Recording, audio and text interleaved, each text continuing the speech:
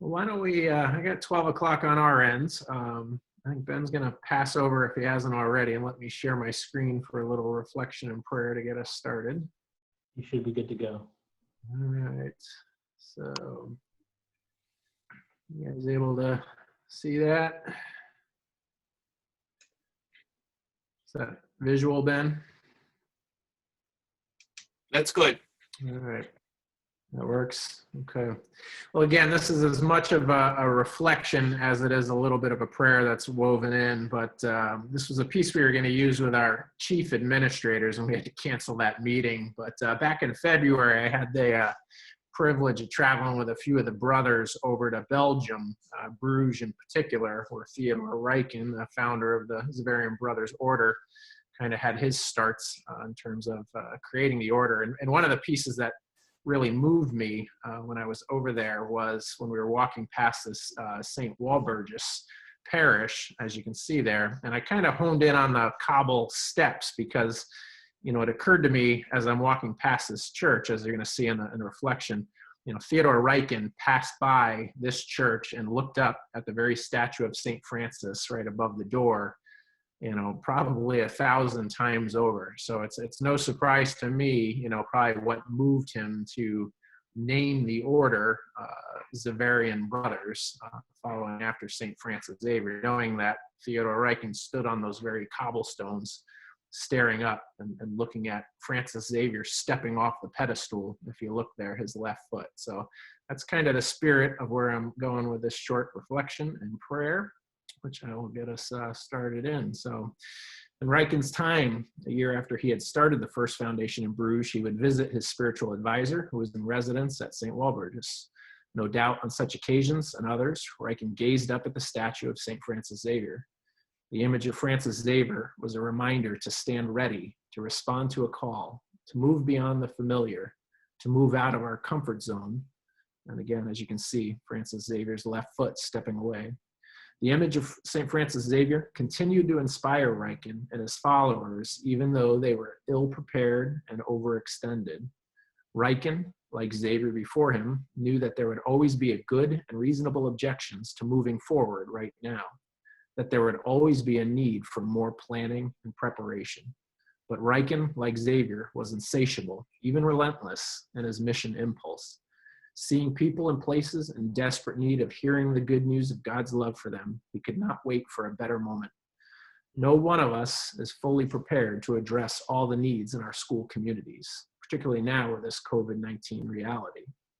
We all likely know full well this feeling of being overextended and ill-prepared, just like Reichen. So in this same spirit, we pray to you, Lord, and ask that you grant us the strength and vision to stand ready and respond to the great challenges we face today. Like Reichen, help us remain steadfast in the face of obstacles to live out our mission as Catholic school educators and staff.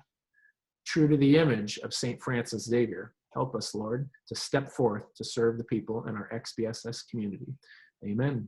So again, I just wanted to share that prayer because again, I would imagine all of you can relate to that notion of ill-prepared and overextended, particularly in that reality today. So I hope that's, again, maybe something you can reflect upon later on as well. So agenda-wise, and we'll again eliminate this page here. These are the items that you all sent, and I think I kind of reversed a couple because I do want to start with what I'm hearing the chief administrators really grappling with a ton as well. So I'm sure you're involved in some of those conversations or will be soon. But, you know, we'll tackle these top 5 topics, but I do kind of want to start right now with where are you guys at with thought process for next year, with planning?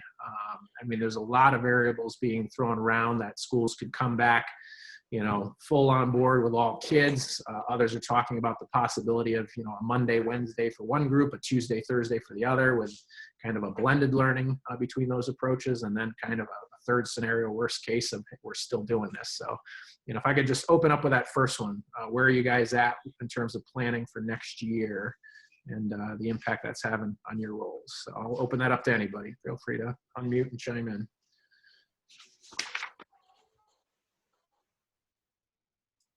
Tim At from St. Bernard. Xavier High School in Middletown. Yep, sorry. That's okay. Go ahead, Tim. I think I heard you first. All right. So we're really looking at, since we're a BYOD school, we're trying to look at what are the actual hurdles to students participating actively in this. And some tech issues are coming in. A lot of just familiarity with the platforms. This was such a brand new process for us that trying to find our way within the learning management system that we have, as well as our various new collaboration points within our Microsoft suite. So there's a lot of familiarity within that, and just the way that trying to replace the in-person with the digital, there was a distinct lack of technical skills there. And that our kids were so used to interacting face to face that sending frequent emails, posting replies on discussion boards was a little bit foreign to them. So we're going back and reevaluating like a core skill set that we want to instill upon, especially our incoming freshmen for next year, so that they're comfortable with everything that they're going to need to be doing, whether it's the blended learning or we start distance again in the fall. That's our main thing at this point, making sure everybody has devices up to standards and they know where to click, when to click, and they can do some basic troubleshooting within the platforms.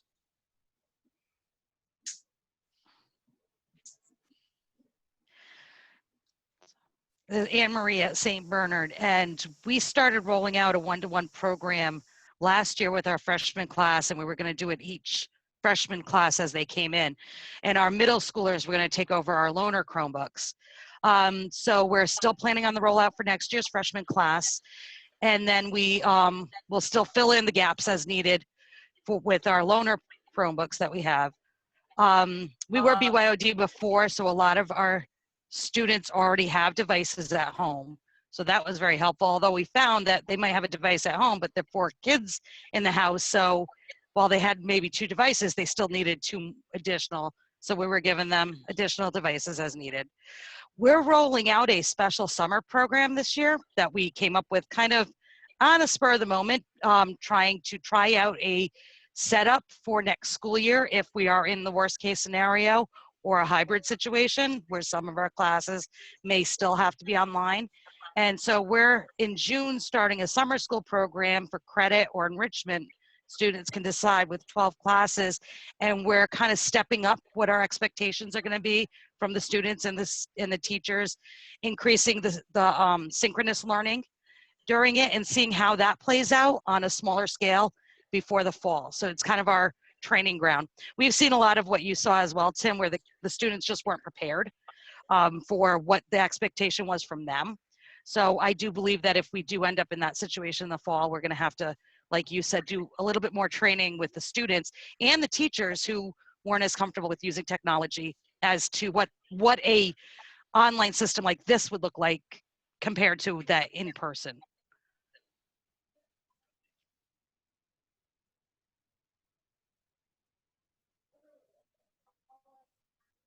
This is Chris Russo with St. John's Prep.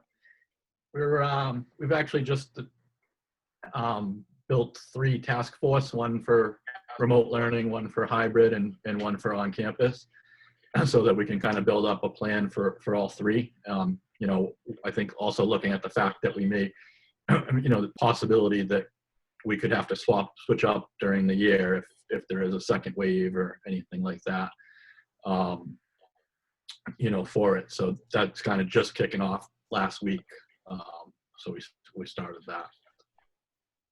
Chris, are you involved? I mean, how do they leverage you in your role if you got 3 different task force? I mean, I get the model, but it's a lot on you. Yeah, so there's actually a 4th task force that's overseeing the whole process. So I'm on that one.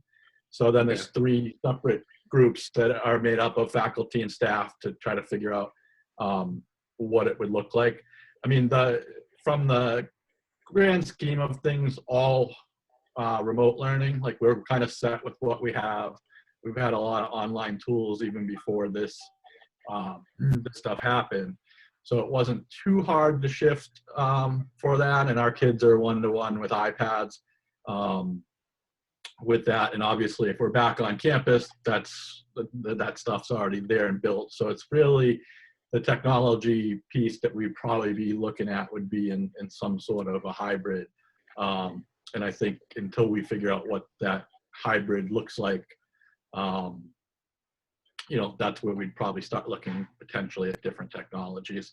I did see an email from a company called Swivel that has kind of a camera system that had a teacher teaching in the classroom, but also some students remote.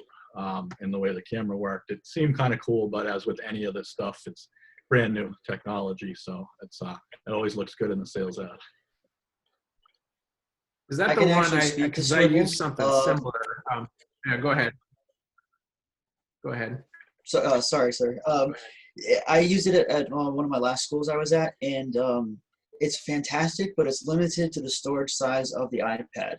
So keep that in mind. And there has to be a incredibly solid internet connection, and the teachers have to wear this little dongle around their necks in order to pick up any of their audio. Yeah. Other than that, as long as they don't, kick it on the tripod that it's sitting on, it's not a half bad piece of software that runs on the iPad. Yeah, I was gonna say, we started implementing that in my last job, and those teachers that were more tech savvy really swore by it, really liked it. How about some others in terms of approaches on, in the summer schools one? It wasn't in our agenda, but that's a good one too. I know some of the schools are looking at that, but just again, your approaches either summer or next year.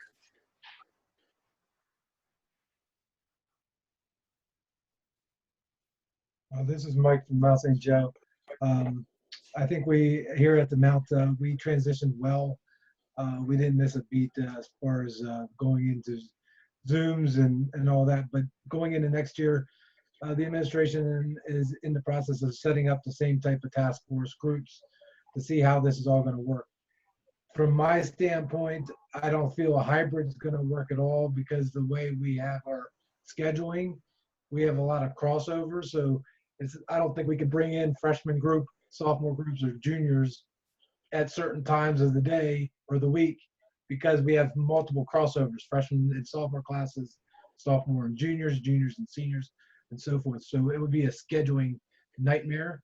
In my opinion, the more we're studying this, it's almost going to be, how much are you really going to squeeze out of this? Is it, if you bring half the student body back in, how much effectiveness are you going to get with the technology and intermixing the two? It's almost a stay with the digital learning until the whole community can come back together as one. It's almost, that's the feeling we're going to be getting, because it's going to be a logistical nightmare when it comes to scheduling, the crossovers, all that stuff. I mean, the technology might be there, but I think you're going to put too much pressure on the faculty and teachers when it comes down to, if you're asking them to teach a live class and or a partial live and then a virtual class. And I think it's already, the stress point's already there. So I think we almost have to make a ultimate cut and dry decision of where we're heading, and we're going to feel it out. But we're working on worst case scenarios here at the Mount.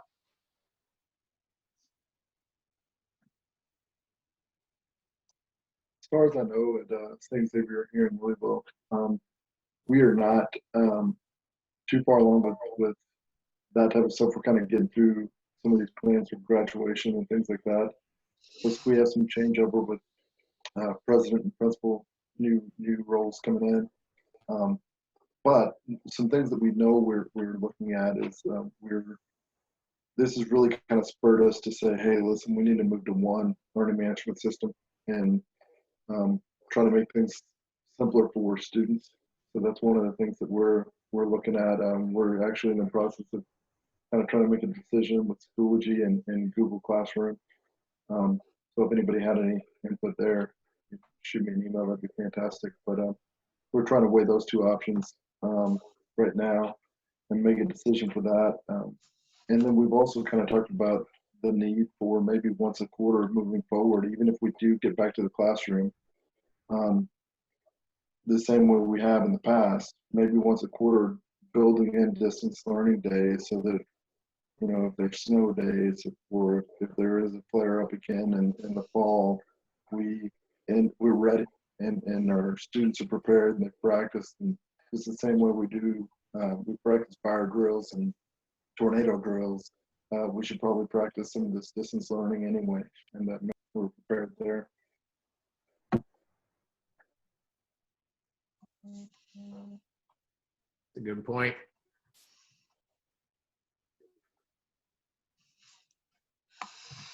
Hi, this is Bob Moyna from St. John Shrewsbury. Another quote. Yeah, Go ahead, Bob. I'm sorry. I was going to say that Go ahead. we got lots of changes coming over the summer. I know that we have a junior high school coming online. So we have, they want to start a one-to-one program there. And I think originally they were going to do a phased approach, much like somebody else mentioned, you know, year after year, they were going to add more. But it turned out that with all of this, having the bring your own device, it's not mandatory, but a lot of students were starting to bring devices in. It's really forced us to decide whether or not we want to keep a one-to-one. I mean, we want to keep a bring your own device program, or we want something administrated by the schools. I know the tech department is pretty strongly hoping that they'll stick with something that the school owns or distributes, but definitely a question up in the air. And it just accelerated all of our plans forward, certainly for moving this way. We were really lucky that the admin did a great job of prepping everybody for this possibility, Alex and Maggie.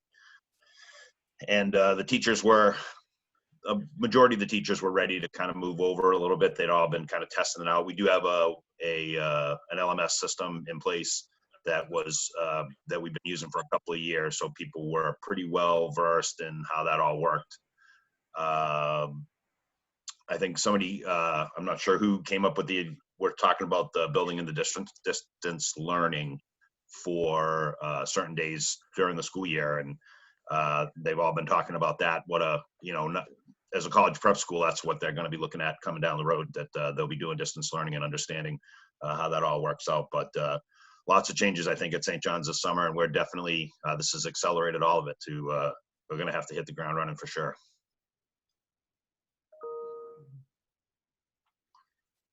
Any others on that question before I jump to the next one? Okay, I'm not sure who asked this, and feel free if you did ask this one to add some clarity to it, but somebody had wrote that they just wanted to talk about end of year closing procedures. So again, feel free to chime in if you're doing anything specific to that, but at the same time, if you're the one that asked that and you want to add some more clarity, feel free to speak up. Donna Boucher here from Lowell Catholic. It was I that put that request in, and or asked what other people were doing. We are one-to-one across the board from grades 7 through 12. With grades 5 and 6, we gave loaners to. And I was just wondering if anybody has anything in place to collect all the hardware that maybe you've lent out. I've lent out printers as well for some people for homes, as well as some other hardware devices. And I just didn't know if somebody has already thought of how are you going to get it all back.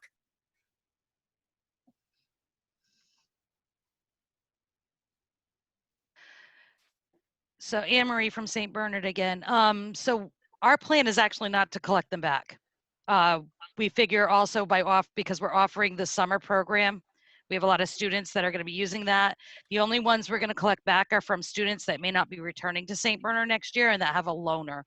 Because our one-to-one program was already set up that if they have one of our one-to-one Chromebooks, that it's theirs if they leave the school. So because after 4 years, it doesn't do us much good, at that point, if everybody's one-to-one. So we're actually gonna not collect anything over the summer and probably deal with anything we need to in the fall, which we still have to work that out.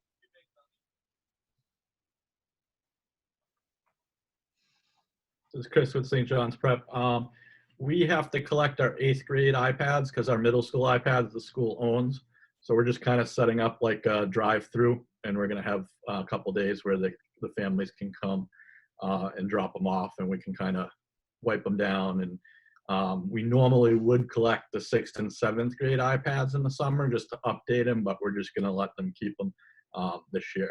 So, and then we'll also figure out for anyone who's not coming back that might have from the middle school. On the high school side, they buy their own, so that's pretty much takes care of itself.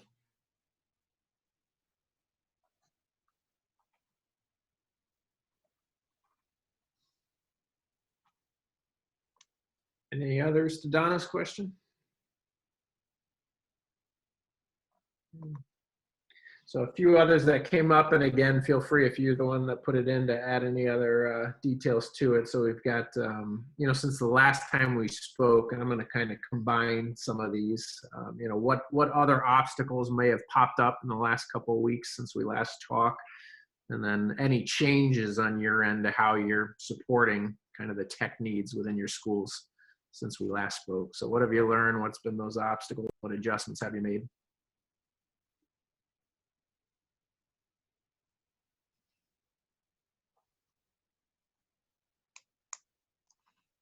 Mike from the Mount.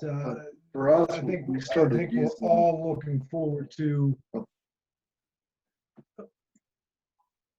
Go ahead.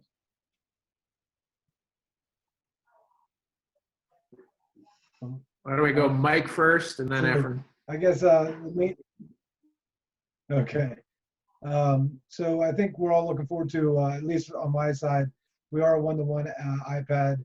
I'm looking for the Apple stores to fully open up there in Maryland, so my parents can start going back and getting some of the iPads that were broken fixed, at least over the summer. That was a lot of our logistical nightmare. Luckily, we just handed out our last iPad we had in stock, so that looks like we're going to make it for the next couple of weeks and then end of the year. So I know we're looking forward to getting the repair services back in the full run. But other than that, that's our main logistical nightmare.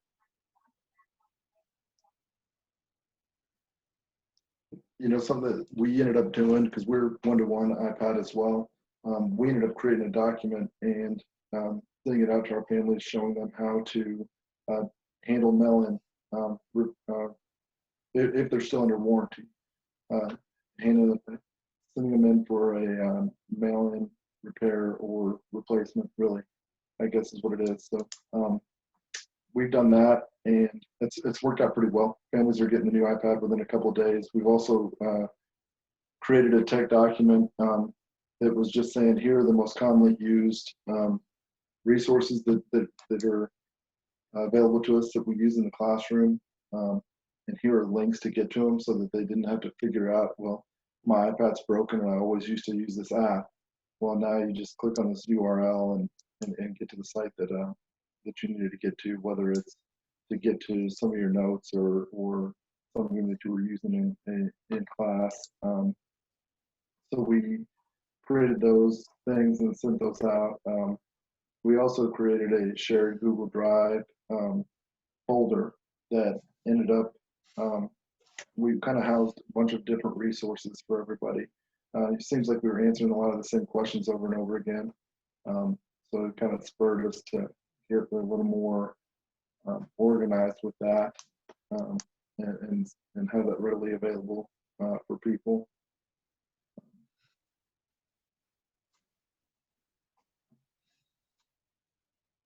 Oh, and I guess the last thing I was going to say is, you know, of course, all this, you know, Zoom meetings and you know, Google Meets. You know, we had kind of started down that path, but as far as tech support, we were lucky that we were kind of using Zoom in that way to begin with. So some of the people that we were needing to support were used to us kind of coming in and asking for control of their computer and using Zoom in that way. So that's been really good for us.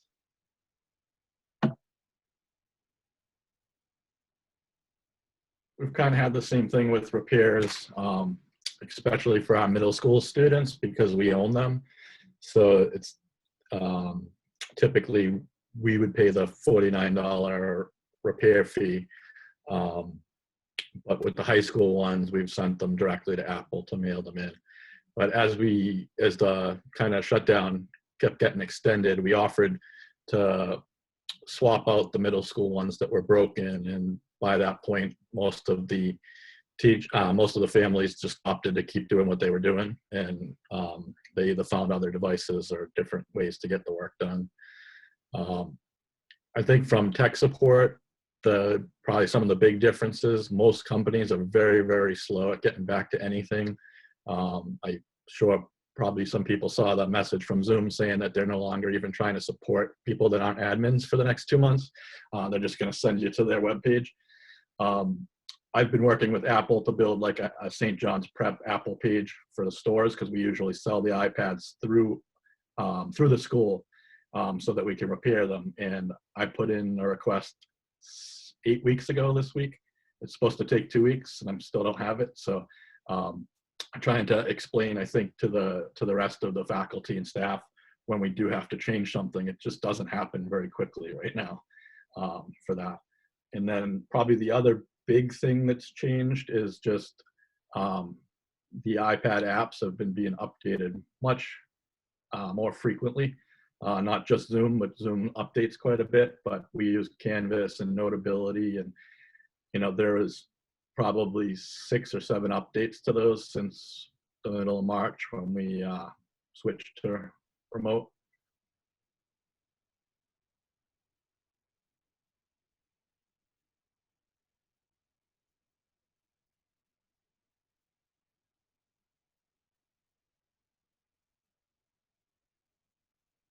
Any others on that front? Just changes that you've had to deal with?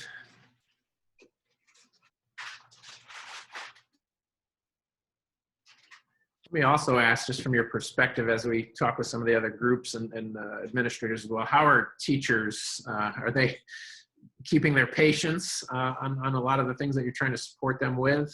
Are they leveraging you as much now as they were maybe 7 weeks ago? What's that relationship? What are you seeing on the teacher front? Just a lot of what we're hearing on some of the other ones is, again, folks kind of that energy levels have been getting sapped as each week pass. And I don't know if that makes your lives more difficult with what you're trying to do to support them. Food for thought there.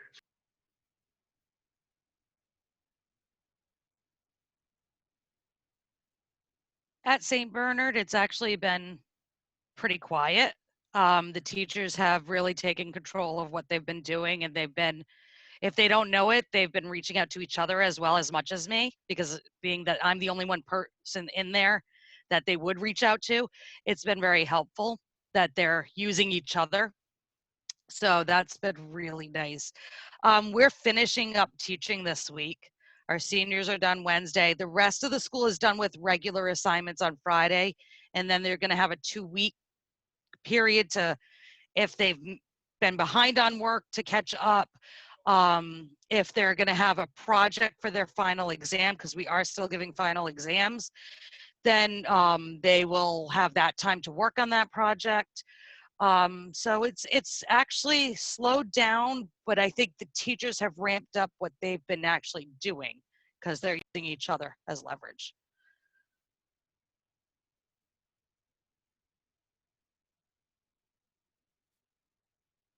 It's Bob from St. John's. I'd have to echo Anne Marie's sentiments that we've experienced a significant downturn in tech support requests. Mostly because I think the same as you, the teachers have started to rely on each other for departmental advice, for good software, for teaching materials, independent of us. So we kind of got them on the foundation of the different platforms that we were using. We had to spin up a couple of those, like Screencastify, pretty quickly. But once they kind of got a hang of that, and as I said before, they're pretty well versed with the LMS, that teachers have been seeking out each other, and now we're doing more the long-term planning for over the summer and for the fall. So it's been nice, honestly.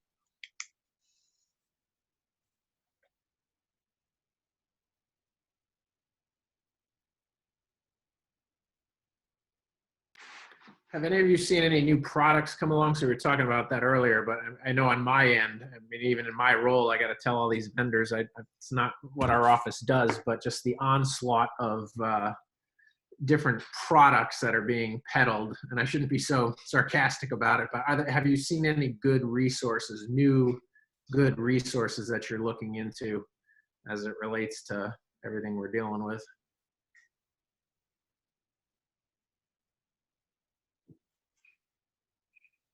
Nobody's biting that one.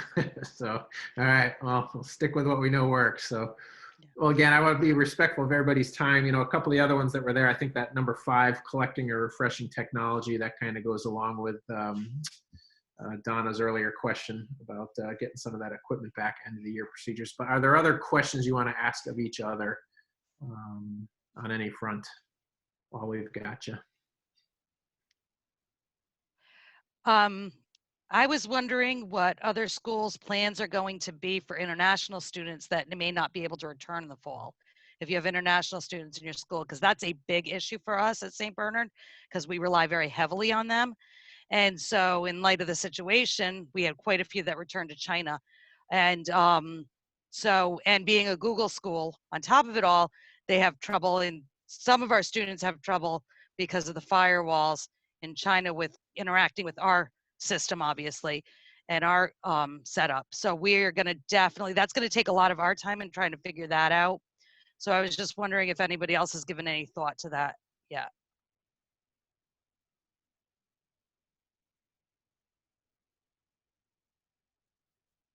We've had some of our students that return to China are actually VPNing back to here to get into some of the classes and stuff for the end of this year.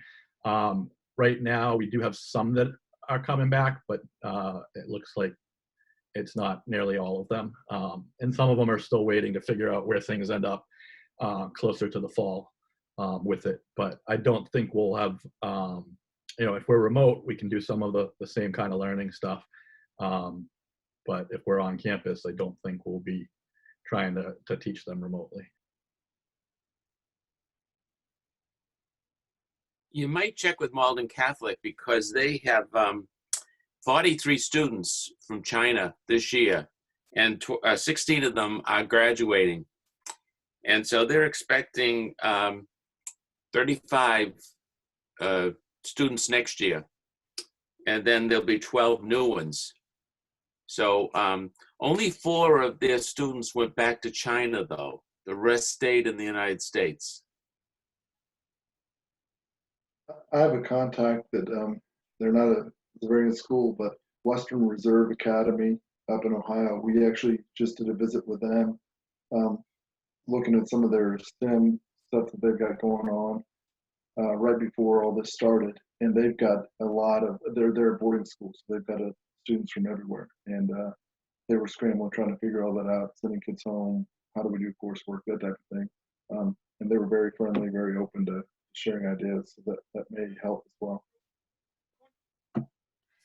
Yeah, we had more than half of our students return to China, and depending on how the borders are and if where this stays, they're really a lifeblood for our school.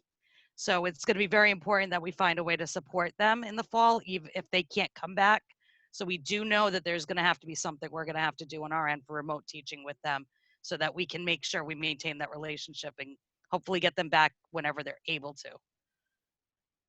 So thank you.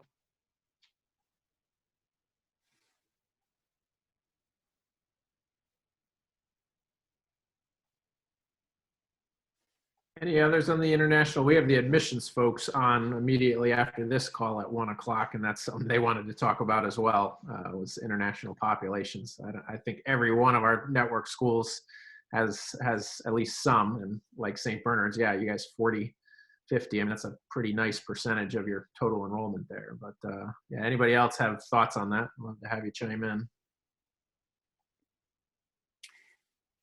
Has anybody experienced any difficulties with the online learning with the kids who have gone back to China? Like Chris was saying, the big problem has been when they've returned to China, they're immediately whisked into a minimum 2-week quarantine. So they have very limited internet access while they're in that quarantine, and they have difficulty with VPNs in that quarantine. Once they get out and back with their families, it's become a little easier. But we have some that were seniors, and they just went back last week, so they're in the middle of their quarantine, and senior classes are supposed to end on Wednesday, so they're missing work, and it's becoming a logistical issue for us. But for the most part, even the ones that have gone back using VPNs and stuff have been able to get in and do work. So it's been, it's usually they're behind, but they're getting work in.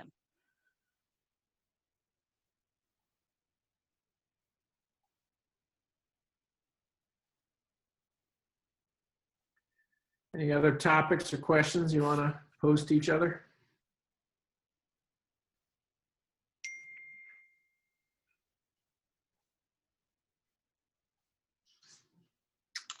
I'm hoping to be able to reach out to you all and get some advice on the upcoming one-to-one program. You know, your thoughts and feelings, what's worked for you, what hasn't. If you wouldn't mind me reaching out to you, I'd love the information. Informed decision is the best type, I come to understand.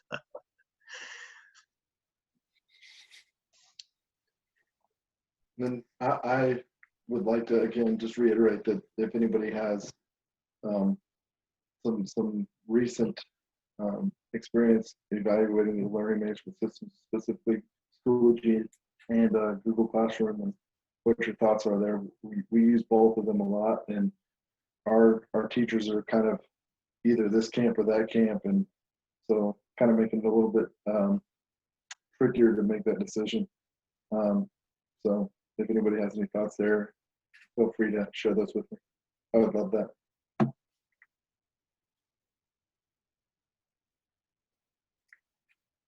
We went through it and we didn't pick either of those two. It was just before I started, but we did, we had a couple of different teams of teachers kind of evaluating some different products.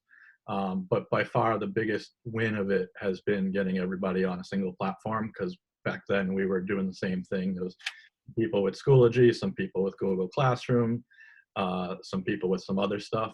So it's really streamlined it for both the parents, the students, and surprisingly the teachers have found it easier once they got up to speed with it. Right before this all happened, natively our teachers primarily were moving to Google Classroom. We had about 3/4 of our teachers on it. So we forced the rest of them to go to it. And actually our teachers have been extremely happy with Google Classroom. So I'll share with you what we've liked and not liked about it by email. And Donna Boucher here again at Lowell Catholic. We are 100% Google. We are strictly Google. It has been very successful for the teachers for using Classroom. In using the Chromebooks, we've been successful with using the Chrome management to keep everything updated. Anything, if one teacher needs, we can add it and then they all get it. It's worked very well for us.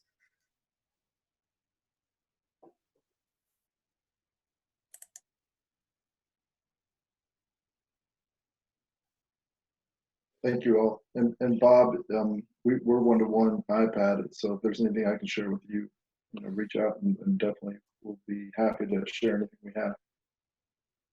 Will do. Thank you for that. I just have I guess a question for the group as well. One last thing. We are an iPad, but I think this situation that happened to all of us, I think we're also thinking about how, if this ever continues or happens again, and being locked into a one generational type program, like an Apple program, Chromebook or whatever, I think it has proven to us that flexibility is going to be more key than ever. And I think we're looking at more ways to not be locked into a device, so to speak, anymore. I know that brings back into that BYOD type movement, but we're looking at all these systems that can be multi-platformed out, because if we do get stuck in a corner again, we also felt like, hey, does this match up well if our supply chain gets locked down or whatever? So we're looking at everything across the board to see how flexible we can be and continue the high standard of learning. So I'm just kind of throwing that out to the group, because it has been a thought of ours. Is like, if the iPads, they're wonderful. I mean, we're doing great with them, but it's also looking at more flexibility of learning. If a student at this time that we can't get our hands on We can't get them a new iPad. Can all our systems be cross-platformed out? And that's what we're working on.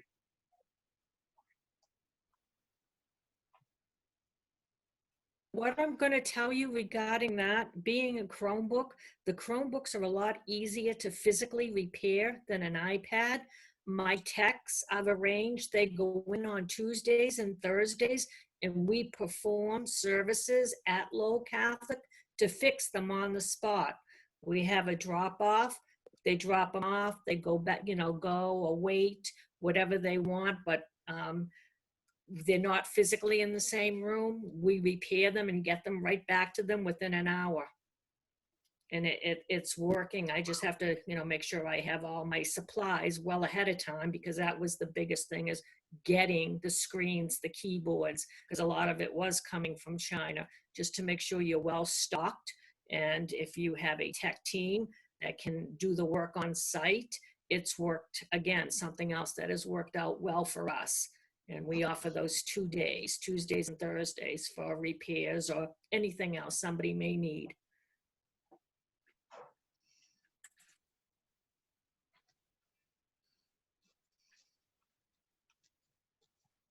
Well, I appreciate everybody sharing ideas and thoughts. Again, I strongly encourage you, to Bob's point that he was making earlier too about collecting more info, you have everybody's emails. Please just hit reply all or reach out individually. Use that platform and use the email distribution list to leverage each other's expertise here. Again, if we can be of any help in your roles or communicating certain issues to other groups, please let us know. And again, we'll probably circle around towards the end of the school year, at least with the chief admin, to see kind of what their needs are. It's our hope. We were talking about, everybody's talking about, what are going to be some of the silver linings coming out of all this coronavirus situation. I think one of the things our office hopes to do as we look ahead next school year, and let's even hope we all are back to normal, but is to try and at least do, maybe quarterly meetings of like groups across the network, just to keep folks connected. We're all part of a common mission here, but also just create opportunities to have these conversations. So if it's not through the end of this school year, I'm sure we'll be in touch next school year. But just on behalf of the network and the brothers, we'd like to thank you guys for all that you're doing. Again, I don't think you had this hat of the many hats on your radar when you started the school year, but God bless you for all you're doing. Hope you all have a good day. So, Thank you. Thank you all. Thank you. Take care.